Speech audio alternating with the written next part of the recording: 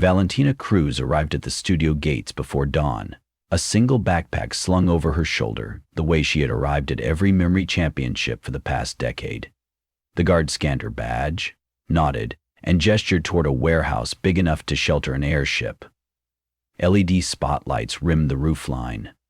From a distance, the building looked like a slumbering beast, breathing through 100 humming generators. Inside, carpenters and stagehands hurried beneath catwalks and cranes. But what caught Valentina's trained eyes were the room scores of them stacked like porcelain music boxes, one atop another, doorways opening into doorways so you could stare through 6 thresholds and glimpse a distant ceiling painted with clouds.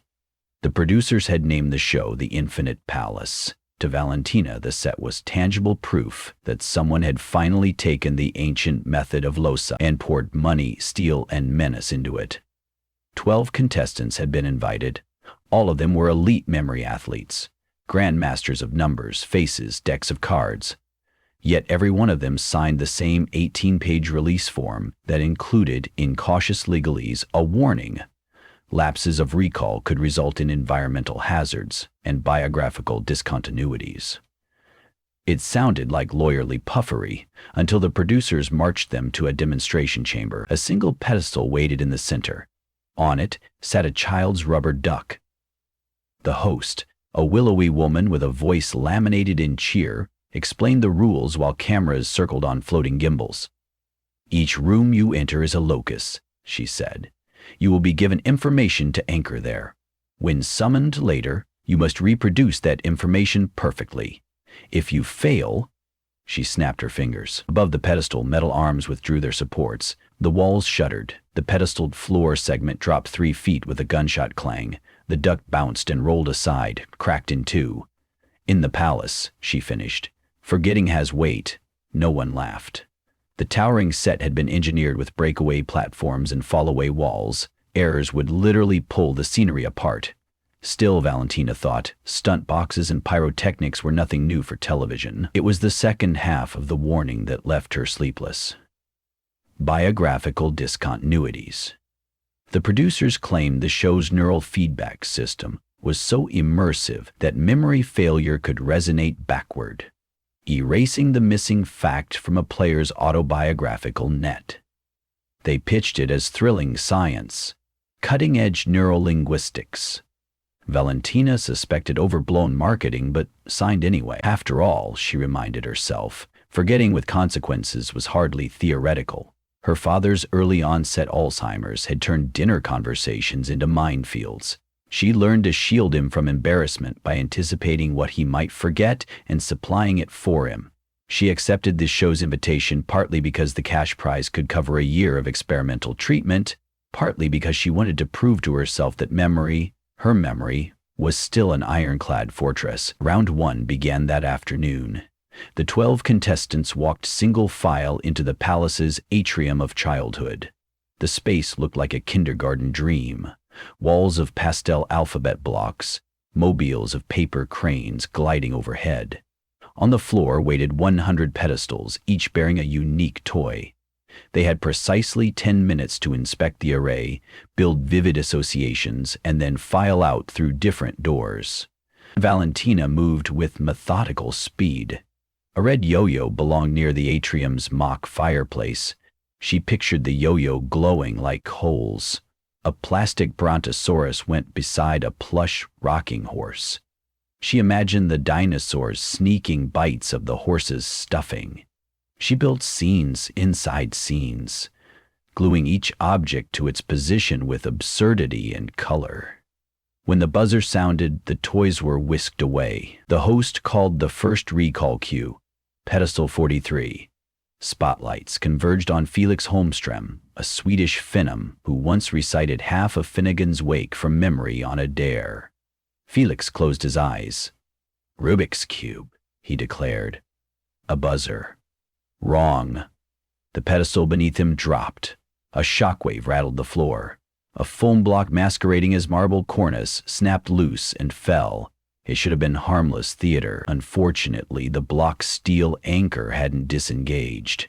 Felix took the brunt of the impact on his shoulder and crashed to the floor with a howl. Medics rushed in. Blood hydrated the pink foam. The audience, hidden behind two-ways glass, sucked air through its collective teeth. Felix was stretchered off, clutching his arm, and then the second effect announced itself. A production assistant hurried to retrieve Felix's pre-show biography for the paramedics' medical allergies next of kin. The paper came up blank beyond a name and birth date. Photographs in his dressing room sublimated into white squares. Later, when a producer phoned Felix's sister in Stockholm, the woman insisted she was an only child. Valentina felt the back of her neck prickle. Even after she advanced safely through round one, she lay awake in the bunk room listening to cameramen wheel equipment, replaying the moment Felix's life had hemorrhaged. Was it possible, she wondered, that memory ran two directions? If a map were burned at its lodestone, could the roads vanish too? Round 2 took place the next day, on live primetime. Ratings had spiked, the network plastered Infinite Palace across every social feed. The audience wanted blood and biography. This time, each contestant entered a personal corridor built from details of their own lives. Childhood bedrooms rebuilt in foam brick, college dorm doors, first apartments, the smells and textures cunningly replicated. They had been asked the night before to supply 300 personal memories. Valentina had complied. Sunday street markets in Oaxaca, the smell of wet adobe. Her father's bedtime nickname for her, Chispita, Little Spark. She stepped into her corridor under clique lights. The floor tiles were an exact replica of the mosaics in her grandmother's patio. A bowl of ripe mangoes exhaled sugar from a wooden table. The host's voice dripped from hidden speakers. Contestant, please recite Memory 114. 114 was the day she won her first junior memory league, age 15, wearing mismatched shoes because nerves made her pack in the dark. 7th of April 2013, she said. Bordeaux, France. I scored 710 points. My left shoe was navy, my right maroon. Correct, the host confirmed. The corridor held. Farther along, a scream echoed. Through a glass partition, Valentina saw Jaya Mehra, ranking 8th in the world for speed cards, facing her corridor's question. Name of the teacher who lent you a calculator during the national exam, the host intoned. Mr. Talwar, Jaya said. A buzzer. The wall between them dissolved. Jaya staggered back as the floor under her memory 86 folded like an origami sinkhole, dropping her a meter. She sprained an ankle but tried to shrug it off with bravado, yet the real injury unfolded invisibly. Jaya's school records evaporated from the digital archives. Her LinkedIn page refreshed and grayed out her education history. She stared at her phone as if it had stolen part of her body. When she tried to summon an image of her calculus teacher, she saw only static. Valentina completed her corridor flawlessly, but by the finish line, she was shaking. The producers debriefed the contestants in whispers that night. The palace amplifies cognitions, they said. You must understand the stakes, but they offered no scientific mechanism for biography deletion. Only a pharma-sounding cocktail of neural induction, quantum entanglement, AI-managed mnemonic echo. It sounded impressive enough to hide a crime. 8 contestants remained for round 3. The library. A centrifuge of rooms spun slowly on hydraulic arms, shelves crammed with blank tomes. Across those shelves, a 500-digit number glimmered in red LED segments. 20 digits per shelf, like a serpent coiling along dark wood. The athletes would be given 1 revolution, 6 minutes to encode the number, then ferried to 8 separate study rooms where they would answer arbitrary extraction questions. Digit 379, or the sum of every third digit, or the palindrome embedded at positions 121, 141. Each wrong answer threatened the entire wing. This was Valentina's specialty. She built a mental story. 14 became a thirsty desert camel, 92 a swan with broken wings, 7 a scythe. She pictured them acting out dramas on those shelves, linking camel to swan to scythe in a surreal opera. Her concentration felt titanium. Only when the platform slowed did she notice a subtle glitch. Whenever she summoned an image of her father cheering in the stands, an emotional anchor she often used, the vision flickered. as though projected through torn film. They ushered her into study room E, locked the door, and fired the questions. Valentina rattled off answers. She could feel the cameras drinking it in. Around question 14, the host's voice softened.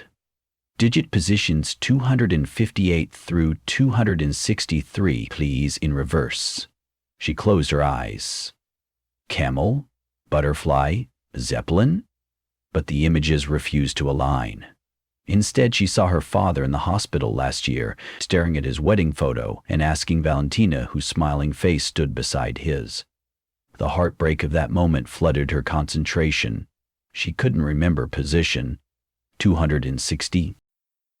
A klaxon shrieked. Ceiling tiles overhead hissed loose and plunged. Valentina rolled aside. The floor under her right foot gave way, sending her onto her knees. Something thicker than dust coated her tongue, the burnt plastic smell of a memory field collapsing. Monitors on the wall blinked through pictures of her father, each frame degrading to grainy gray. Frantic, she squeezed her fists and forced her mind down its well-worn routes. She pictured the number line again. At position 260, she inserted a new image. Her father's face carved into obsidian, glimmering, unbreakable. The digit resolved. 7. She shouted the sequence. Silence, then the host's voice. Correct. The floor rose, knitting itself together. The ceiling reseated its tiles, but something had already snapped. Valentina's chest went hollow as she realized she could not retrieve the nickname Chispita. She knew the syllables existed, knew they sheltered somewhere behind her eyes, yet no amount of rummaging produced them.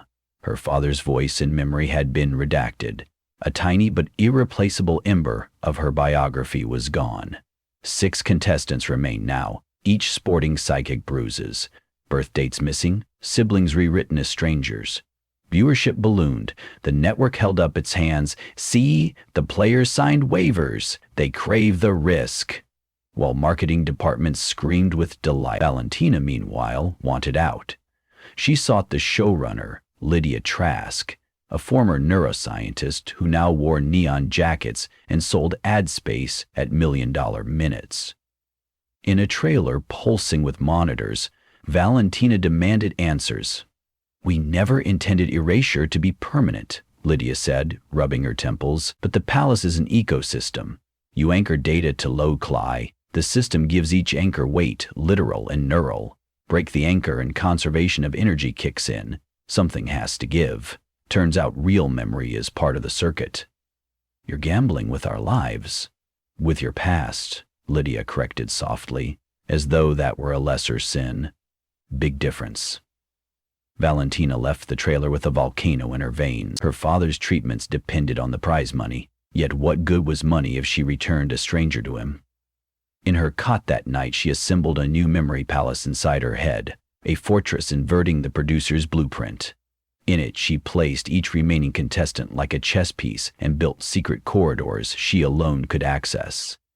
The plan that grew there was reckless, perhaps impossible, but she filed it under one word: restoration. The semifinal was scheduled for the following evening. Only 4 would advance. Cameras rolled. Bookies laid odds. But the moment the contestants stepped into the palace's central atrium, the set lurched to a halt. Lights browned out. Hydraulic arms froze. Valentina stood at the center, palms raised. "I withdrew," she announced to every hidden microphone. "You can't force me to play. Game's over," Lydia's voice crackled over the PA. "Walking away forfeits the prize, but not your contracts." "I'm not forfeiting." Valentina tilted her head upward. Behind her eyeballs, the fortress she built last night blazed with vivid clarity. She had spent 12 sleepless hours memorizing the architecture of the infinite palace in brutal detail. Every corridor, hinge, sensor, the numbers stenciled on catwalk girders. She set about demolishing that knowledge from within. In the method of loci, erasure is as powerful as inscription. If you deliberately scramble a locus, replace its color, vandalize its scale, you rot the mnemonic link. Valentina ran through the palace's schematic, spraying it with fresh absurdities. Hydraulic arms became licorice vines. Catwalks morphed into candle wicks. She scorched labels, swapped left and right, painted every doorway with blackout ink. The eternal map by which she navigated the set and through which the set seemed to navigate her collapsed like a punctured lung. Alarms screamed, pistons misfired, because the show's control system mapped physical triggers to contestants' neural feedback. Valentina's private demolition cascaded into the metal bones of the palace. Walls split along seams designed to hinge only for pyrotechnic cues, but now hit by contradictory commands. Cameras swiveled like beheaded chickens. The audience feed cut to static. Contestants dove for cover as light fixtures rained. A balsa wood column missed Jaya's skull by inches.